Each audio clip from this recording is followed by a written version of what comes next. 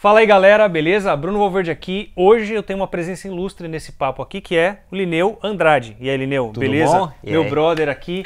E aí, Bom, galera? falar um pouquinho do Linneu, depois ele vai falar um pouquinho mais dos trabalhos que ele fez também. O Linneu é um grande brother meu aqui, ele mora em Los Angeles já faz aqui uns 10 anos, Linneu? 10 anos. Uns 10 anos aqui em Los Angeles. É um cara incrível, gente boa, brother, acima de tudo hoje em dia, mas a profissão primeira do cara é guitarrista. Então o cara é um super guitarrista, já tocou aí com meio mundo no Brasil, depois mudou pra cá também, já tocou com uma galera e toca na igreja também, hoje a gente toca junto na igreja. Esse momento de pandemia foi algo que fez a gente manter, né, o lance de tocar ao vivo. Com certeza. E justamente quando eu mudei pra cá, então tá junto com o cara aqui foi muito legal, a gente, né, troca várias experiências bacanas. E além disso, além de ser um grande guitarrista, o Linneu é um excelente produtor, um engenheiro de áudio também, mixagem, já produziu meio mundo também, conhece todo mundo aqui, toca com todo mundo e produz uma galera legal também. Então, através dele eu conheci vários músicos excelentes que eu tenho prazer hoje também de fazer um som, seja lá na igreja ou fora. E a gente vai bater esse papo hoje para os bateras de plantão saberem qual é a visão. Eu sempre falo, a visão de fora, de um cara de fora da batera, falando sobre, enfim, qual a função da bateria, o que ele pensa da bateria. Primeiro, porque ele é um guitarrista, ou seja, na questão do palco, de trocar experiências em cima de um palco, por exemplo, como guitarrista ele vai falar nessa parte de músico, né, só como músico, e também como produtor. Então a gente tem um cara que multiuso na música hoje. Eita! Então, além de um excelente guitarrista, ele é um excelente produtor, então a gente tem um cara hoje multiuso para falar dessa questão de músico e também como produtor. Certo, Linneu? Certo. Então, Linneu Andrade, eu quero que você fale se você tem alguma coisa a mais para falar das suas experiências, com quem você trabalhou, para a galera te conhecer um pouco mais aqui também. Obrigado, cara. Obrigado pelo espaço aí para poder aqui ajudar os bateras de plantão. Exato. Enquanto eu estava no Brasil, eu toquei bastante no mundo sertanejo, bastante na parte de teatro musical e fiz algumas turnês com o Lobão e gravei uns discos do Capital Inicial. Foram algumas coisas que eu fiz assim, fora uma coisinha aqui e ali, mas basicamente era isso assim.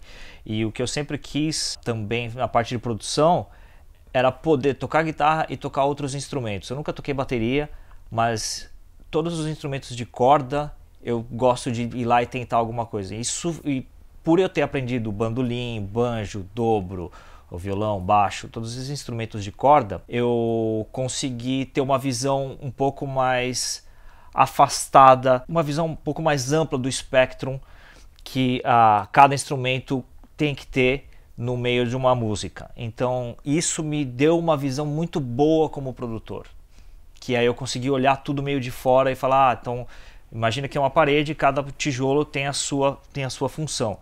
E é isso que eu uso basicamente isso na hora de eu fazer um arranjo de uma música, ou na hora de produzir alguma música, falar com algum músico assim. É basicamente assim, cada nota tem a sua função e ela faz parte de uma malha geral que é o espectro da música. Certo, então você está dizendo que assim, basicamente tocar outro instrumento também ajuda, numa visão geral. Muito. E talvez esse gosto, ou até uma certa necessidade com vários instrumentos, obviamente seja de corda, te fez enxergar o geral da coisa. Porque até pela, de repente, a capacidade de conseguir aprender e tocar um outro instrumento, e você ter que gravar, às vezes, vários instrumentos diferentes, fazendo uma camada, te fez olhar uma visão geral. Exatamente. O que acontece é, eu como guitarrista, meu primeiro instrumento é a guitarra. Então, eu vou lá, eu toco a guitarra, eu gravo e pra mim é fácil. E aí eu diria que eu tô, assim, eu gravo uma linha e eu fico apegado a essa linha, certo? Só que a partir do momento que você toca outros instrumentos, você se apega a outras partes e você consegue se desapegar àquilo que é o seu principal. Você se desapegando das linhas, você consegue ver a coisa, tipo, você dá um zoom out na música e você consegue ver a coisa mais de fora, onde cada coisa tem que se encaixar. E você consegue colocar todos os instrumentos dentro da sua importância relativa com a música. Certo, então aí entra a função multiuso produtor que eu disse, que é o seguinte, é que enxergar cada instrumento faz o geral, isso é importante. Por que eu quero fazer esse link? Porque a bateria, embora seja o instrumento bateria, a gente tem ao longo do tempo, né, esse drum set que virou, né, por exemplo, a gente tem vários instrumentos dentro da bateria, né? Então para quem olha de fora é uma bateria, é tudo aquele monte de peça, aquele monte de parafernália para alguns, mas a gente tem uma coisa que era o bumbo era separado, então tinha uma pessoa só para tocar bumbo, uma pessoa só para tocar caixa, tanto que em orquestra a gente vê essa função. Exatamente. Vários percussionistas, vários instrumentistas que se você olhar de fora, pô, aquele cara tá tocando só os pratos ali, que é o hi-hat, né, fazendo a marcação de alguma coisa ou fazendo efeito.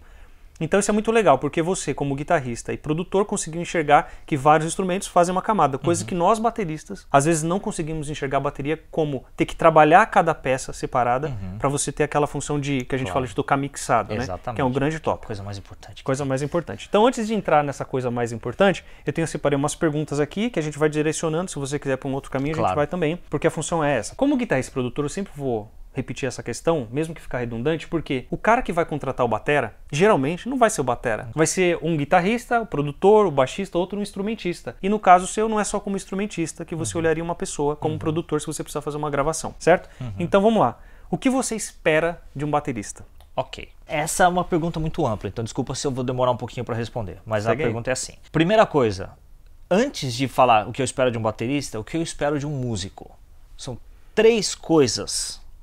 Que é profissionalismo, respeito e musicalidade. Isso para qualquer instrumentista que seja. Isso de cara é importantíssimo. Se o cara não é profissional, não tem profissionalismo, não tem respeito pelos colegas e ele não tem a musicalidade, ele provavelmente não vai ser a minha primeira opção para chamar. Bom, dito isso, falando agora na parte de bateria, a coisa que eu mais espero de um baterista é a musicalidade para saber o que colocar na música, ele saber ouvir uma instrução de uma pessoa que não é baterista. Então, por exemplo, o batera vai tocar do jeito dele. Se eu falar para ele, olha, eu não quero o groove dessa maneira, eu quero aqui, ele não se sentir ofendido, que já aconteceu comigo de alguns caras se sentirem ofendidos. Levar pro pessoal. Levou pro pessoal. Eu falei, mas esse não é o groove que eu quero pra música. Ah, mas esse é meu groove. Tá, mas tá ótimo pra você, mas pra música não funciona. Exato. Então é importante o cara saber ouvir e filtrar aquilo e falar, ok, a música precisa de outra coisa. Eu quero fazer um ponto junto com isso. Isso não significa que o groove é ruim e nem que tecnicamente está ruim. É porque naquele contexto você conseguiu ter uma visão de fora achando que, ou concluindo uma parte mais de produção, que não faz sentido para aquele momento. Que talvez em um outro momento você até vai falar assim, oh, aquele groove lá, vamos usar aqui, por exemplo. Né? Então, para dizer que não significa que está tocando mal ou o groove é ruim de fato. É claro. Eu falo exatamente essa coisa assim. A parte do groove, às vezes quando o produtor pede para um baterista, faz uma coisa mais simples, uma coisa com menos nota, não significa que, tipo, você não quer que eu brilhe, nada assim. Não tem nada a ver com isso. Você pega, pra minha opinião, um dos melhores bateristas que eu já vi é o Steve Jordan.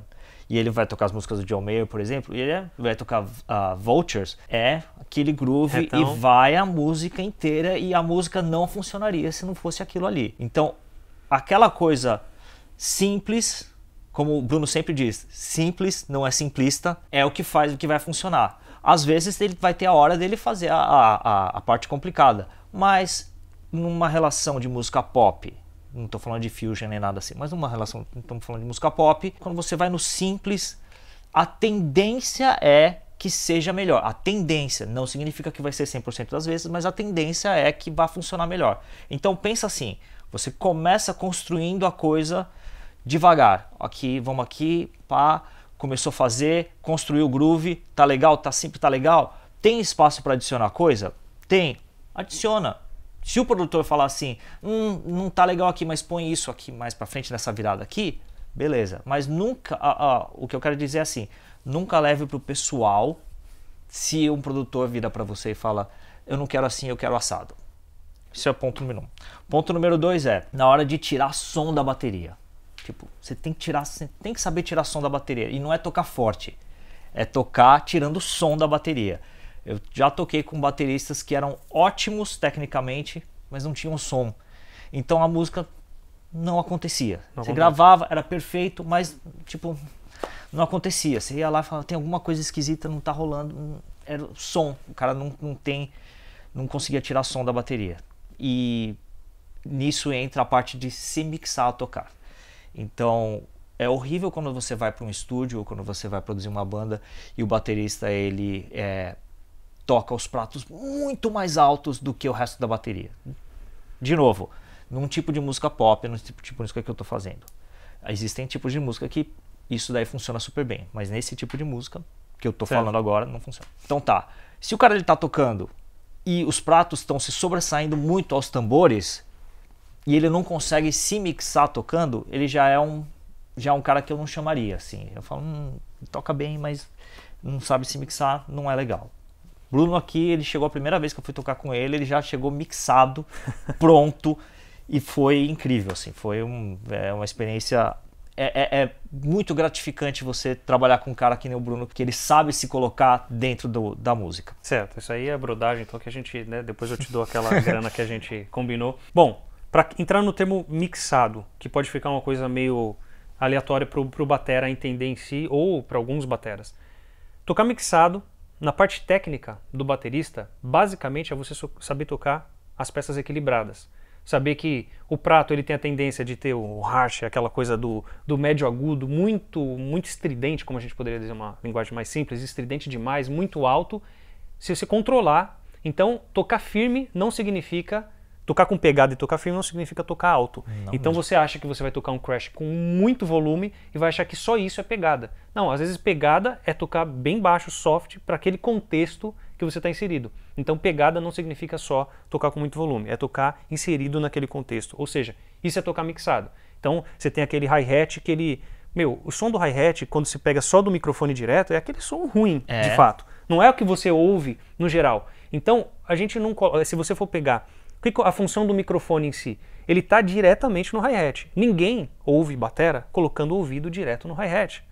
Então não é aquele som, quando você ouve a batera no geral, não é aquele som que você ouve, que o microfone está captando. Por isso que você tem que, na mixagem, na geral, você tem que usar todo o equilíbrio para aquilo ficar legal, como se você estivesse ouvindo, né, ao vivo, basicamente. Então tocar mixado tecnicamente na batera seria você saber tocar tudo isso de uma forma equilibrada. Porque eu sempre falo o seguinte... Você está numa igreja, por exemplo, né, que tem bastante gente que me acompanha da igreja e tal, ou que seja num barzinho tal, que você não vai ter muita estrutura acústica. Ou aquela estrutura acústica não é de secar, é de você ter uma reverberação, faz parte do ambiente. Então o que o músico tem que fazer? Se adaptar àquele ambiente. Exatamente. Não é as paredes não vão se mexer por causa de você, a não ser que você esteja num estúdio muito legal que você vai adaptar alguma parte acústica, claro. Mas é o músico que tem que se adaptar naquele ambiente. Claro. A gente não é computador que é estático, por exemplo. Ainda assim que a gente consegue fazer alguma automação. Então o músico tem que se adaptar ao ambiente. Trocando em miúdos em relação a tocar mixado o batera tem que se adaptar nesse ambiente e saber tocar todas as peças equilibradas. Isso é tocar mixado, certo? Certo. Uma coisa que eu sempre falo, a primeira coisa quando eu vou gravar uma bateria, eu coloco eu coloco todos os microfones da bateria, tá? Aí eu falo pro baterista, começa a tocar. Só que eu coloco um microfone de sala e muto todos os microfones que estão na bateria. E aí o som que eu quero ouvir já tem que estar pronto no meu microfone de sala, como se eu estivesse ouvindo de fora. Então isso pra mim é tocar mixado. Eu ouvi isso tudo aqui, todos esses instrumentos, como uma coisa só. Como um groove, uma pergunta e resposta, bumbo, caixa, chimbal, prato, tons, tudo isso ele tem que estar pronto com um microfone. E aí o que eu faço? Eu ponho esse microfone de sala primeiro, e aí o que eu falo, ok, então para música eu preciso de um pouco mais de pegada, de punch, de bumbo e de caixa, aí você sobe um pouco o microfone de bumbo e de caixa, e você vai fazendo assim. Mas o som principal, ele vem da bateria como um todo, e não da bateria com peças individuais. Sim, principalmente, obviamente, num ambiente controlado de estúdio, né, claro. Exatamente. Então isso já dá uma boa função de você até entender a pegada do batera também, né, que tá ali, né, então com esse microfone. Então legal, Lineu, você já falou o que você espera de um batera no geral. Agora, a função bateria. Qual a importância da bateria na música? Ok. Para mim, a importância da bateria, ela é um dos três... De novo, música pop, ok? Certo. Ela é ela é um dos três pilares da música para mim hoje em dia. Então, para mim, quando eu vou mixar, eu coloco vocal alto, tipo, tá no primeiro patamar. O baixo tá em primeiro patamar e a bateria tá em primeiro patamar. O resto, guitarra, teclado, background vocals, percussão, né, tudo vem num segundo layer de instrumentação. Cara, a primeira coisa que você tem é, hoje em dia, energia que a bateria vai trazer para a música. Então, se essa energia é exagerada, ela não funciona para esse tipo de música que a gente está fazendo. Então, ela tem que ser bem enérgica, mas controlada. Ela tem que funcionar, ela tem que ser bem pensada e ela tem que falar muito bem com o contrabaixo. Então a função da bateria é ser o alicerce da música. A bateria e o baixo, se eles não estão juntos, Não acontece. Não tem, pode colocar o que for, pode ser o melhor baterista do mundo, se ele não está tocando junto com o baixista, não vai acontecer. Então vamos repetir aqui para os bateras. A bateria é o quê? É o alicerce da música. A bateria, o baixo e a voz. A bateria é o alicerce da música, foi isso que ele disse. Isso que importa aqui pra gente, certo? O resto, como diz um amigo meu, é perfumaria. Perfumaria. Perfumaria, guitarra, teclado, é perfumaria isso daí. O alicerce da música é bateria, baixo e vocal. Quando eu mixei algumas coisas da igreja com o Bruno e você ouve na mixagem lá, é bateria, baixo, voz. Aí abaixo disso logo abaixo disso tem as guitarras, os teclados, percussão, que é o que vai fazendo essa malha dessa textura musical que a gente ouve depois. Ótimo, maravilha. Então, bom saber, somos os alicerces da música aí, os bateras de plantão, tamo junto. O que é uma coisa importantíssima, se você parar para pensar. A responsabilidade que um baterista tem com relação à música, ela é muito grande. Então você não pode sair tocando qualquer coisa. Você tem que saber, você tem que ser intencional no que você toca para cada música. Certo, então aquilo que a gente fala a vida inteira, internamente, depois que a gente vai crescendo, tendo mais maturidade e tal na música, que uma banda, por exemplo, se não está funcionando a bateria para aquele ambiente ou para aquela banda, tudo parece que não soa legal. Exatamente. Se você já tem o batera legal, parece que todo o resto já está mais razoável, vamos dizer assim. Eu vou te dar um exemplo. Imagina que você tem um trem e ele está no trilho. E o trem, vocês não sei se sabem, o trilho está aqui e a roda do trem, ela vem por cima do trilho, mas ela tem uma coisa que vem para dentro, que ele gruda no trilho aqui. Sim. Imagina que está aqui, então a roda gruda aqui e apoia por cima. Tá? Então ele está justinho. Imagina que essa roda ela é um pouquinho mais para dentro e tem essa folga. Mesmo que esteja apoiado aqui em cima, tem essa folga. A hora que o trem vai andando, ele vai meio jogando de um lado para o outro, assim. Certo? Isso, essa folga, não faz, tipo, aí você vai entrar no trem e você vai falar, tem alguma coisa esquisita aqui, eu não sei dizer o que é. É o batera. É o batera. Se não tiver fechado... É o batera e o baixo. Não tem para onde correr. Então é isso aí. Muito bom. Qual conselho você daria para um batera? Lógico que a gente já passou por várias coisas que já seriam ótimos conselhos, então se você não pegou aí os hackzinhos aí do Linneu, você pode voltar o vídeo aí para você ouvir, mas de repente umas coisas mais objetivas, pragmáticas, qual conselho você daria para um batera? O conselho que eu daria acho que seria entenda o que a música precisa antes de você pegar na baqueta. A primeira coisa. É entender o que o produtor quer, é entender o que a música precisa. Se você está com a sua banda e alguém chegou e falou, fiz uma música assim, assim, assim, pede para ele tocar a música e antes de você sair tocando com ele, ouve o que o cara está querendo, ouve quais são os breaks, ouve quais são os acentos, entenda o que a música quer e tenta olhar todas as partes da música, por exemplo, com a voz, com as linhas de guitarra, porque tudo isso vai fazer você tocar diferente, vai fazer seu groove ser diferente. Se você tem um acento que ele vai acontecer no 3E, o teu groove ele vai ser preparado para esse acento. Ele não pode ser qualquer groove e você tenta colocar esse acento ali. Você tem que se preparar para ele. Tô falando. Sim, claro, não. Bom, inclusive você está falando do que? De arranjo de composição, que às vezes o batera, no geral, pode achar que vamos compor uma música, ele acha que de repente a função dele é você faz um negócio, eu saio tocando aqui e dane-se. Não. Você também tem que pensar no arranjo como um todo. Então o Linneu está falando aqui de arranjo e composição na bateria também. Seja milimetricamente, como ele usou um exemplo, o 3E. Quer dizer, olha onde ele foi, usando um negócio muito específico para dizer, bom, existe composição ali também. Não é só um negócio jogado de qualquer jeito, a Deus dará, né, vamos dizer assim, né? E tem outra, e às vezes um groove que você vai fazer, que você vai ouvir uma música e pensou, esse groove é legal aqui, esse groove pode inspirar o guitarrista ou o baixista fazer uma outra coisa e ir para um outro caminho que vai levar a música para o outro lado e que vai fazer de você baterista, se você não fazer a parte da composição, vai fazer você como compositor da música. Então isso é excelente pontuar, né? Que, como eu disse, se você ficar com a função de deixa os caras fazendo qualquer coisa lá e eu só acompanho aqui, você não está sendo, quero dizer, protagonista, mas não o protagonista como, você tem que se destacar, mas como a música é protagonista e você está servindo aquele propósito, né? De como a música sendo protagonista, né? Não simplesmente uma pessoa coadjuvante ali sem ter função nenhuma em termos de composição e arranjo. Então isso é muito interessante. É aquilo lá. Pensa que todas as notas que você toca, todos os grooves que você faz, todo o seu pocket, essa maneira com que você coloca cada nota e não tipo a dinâmica que você vai colocar, tudo isso ela tem que ser bem pensada, ela tem que ser pontual na música, ela tem que ser intencional.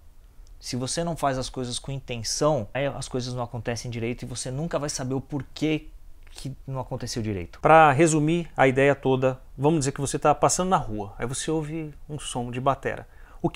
Para resumir, o que mais te chama atenção num batera, fora tudo isso que a gente já comentou, se fosse para resumir, se você estiver passando na rua e ouvir um batera, o que mais te chama atenção num batera? Pocket. Eu não sei como é que O que é pocket? Explica pra galera. O pocket é como você se coloca em relação ao tempo da música.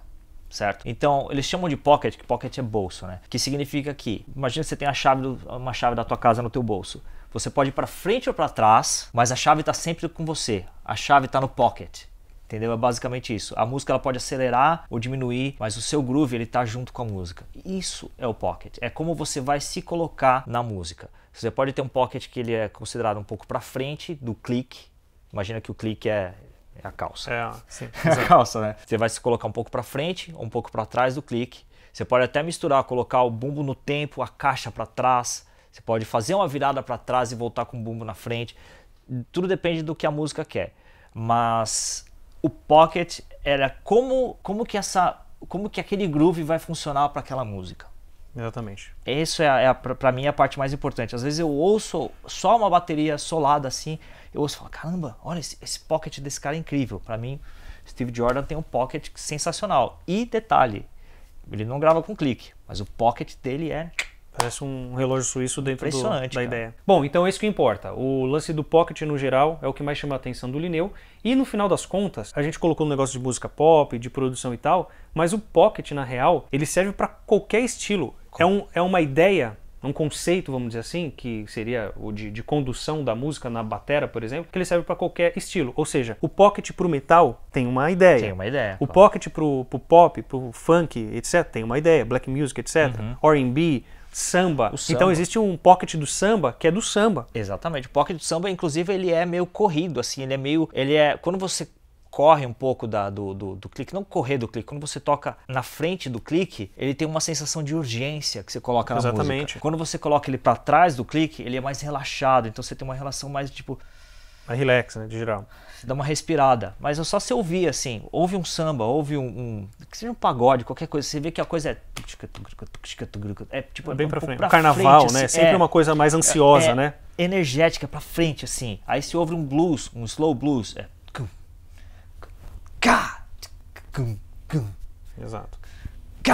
Essa caixa pra trás que dá aquela dor na música. Que não significa tocar essa caixa exatamente no clique, ela tem uma intenção por trás, exatamente. Que é ser um pouquinho mais para trás, mais relax. O samba é mais para frente mesmo, é energia. Então até nisso, quer dizer, é só uma intenção.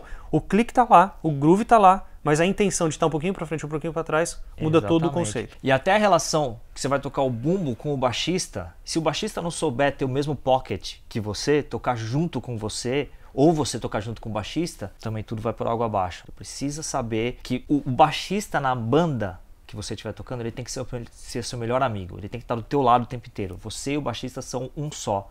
Vocês fazem parte de um pilar da música, um alicerce que faz a música acontecer ou não. Então até isso é uma coisa interessante, porque no geral, musicalmente, o que a gente vai aprendendo na maturidade, vamos dizer assim, é que você tem que ouvir as pessoas, os músicos que você está tocando, o que está acontecendo no palco. Não você se fechar no seu mundo e nada está acontecendo. Pode cair o mundo e você... Não é assim. Você precisa entender, porque até o lance de adaptar o pocket em si, não é tipo assim, pode cair o mundo aqui e eu estou tocando. Isso não significa necessariamente ser o pocket.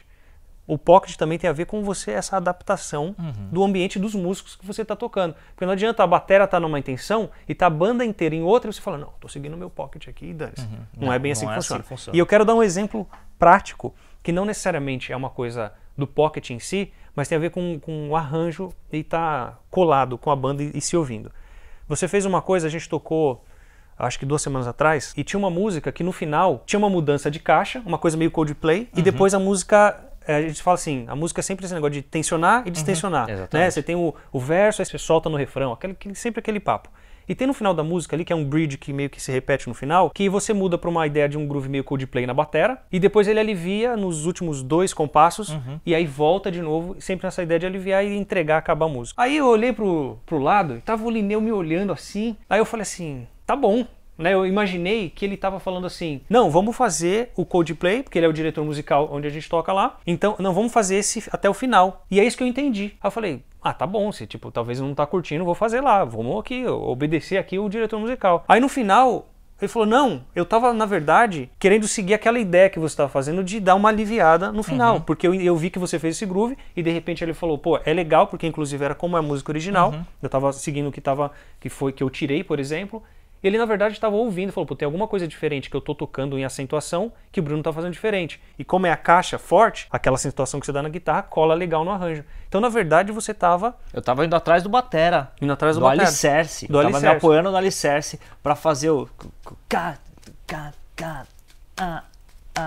E aí, quando ele aliviava e botava a caixa no 2 no 4, eu queria ver, esse momento que ele tá botando a caixa no 2 e no 4, porque antes ele tá fazendo os Coldplays. Exato. Então, eu fiquei de olho nele, eu tava olhando pra ele, falando, tá, entendi, vamos fazer junto. E aí, como eu tenho o lance do pocket, eu não queria correr nem atrasar, eu queria tocar junto com a caixa. Então, eu ficava olhando pra mão dele pra eu dar os acentos junto com a caixa dele. O que tá acontecendo. Mesmo ele tendo clique, ou seja, ele tava ouvindo pocket do batera pra todo mundo, né? Como que a gente pode falar aqui em inglês, uma expressão? Gel, fazer um negócio together aqui de legal. Bom, então esse é mais ou menos o resumo desse papo que a gente tem aqui, um papo enriquecedor para todos os bateras e músicos em geral, para ouvir isso que você disse, e a gente pode resumir, se você tiver até alguma coisa... Tá difícil aqui. Bom, então nesse resumo, se você tiver mais alguma coisa para acrescentar, quiser dar suas palavras finais, estamos aí. Eu tenho mais um conselho que eu pensei aqui agora para falar para todos os bateristas lá. Uma coisa que acontece muito em bandas que tem... bandas de rock, que tem guitarra, baixo, batera, teclado, assim, é que existe uma tendência de toda vez que vai para um solo de guitarra, todo mundo cresce. E o guitarra tem que descer volume e ficar aquele boost plus. E fica louco lá. E às vezes não é nada disso que um guitarrista quer. Às vezes ele quer que você traga tudo para baixo, para ele conseguir construir aquele solo da dinâmica que vai para baixo e ele vai crescendo até o final do solo. Às vezes é importante você olhar para o guitarrista, olhar para os seus colegas de banda e verem onde eles querem ir. E não simplesmente sair tocando porque solo de guitarra é para cima. Sim. Nem sempre é assim. Então às vezes você tem que pegar, trazer tudo para baixo e aí tem aquele contraste de você fazer uma coisa super simples no começo dessa sessão da música, para baixo, volume baixo, simples, para você ir crescendo e adicionando coisa. Você criando o relaxamento e a tensão para entregar uma coisa gigante lá no final. Exato. Então, existe também, é legal até comentar então nesse contraponto em relação ao baixo. Às vezes, né, o baixo vai solar, como é um instrumento grave e tal, você tem que todo mundo ali muito pro chão, porque senão você não ouve nada.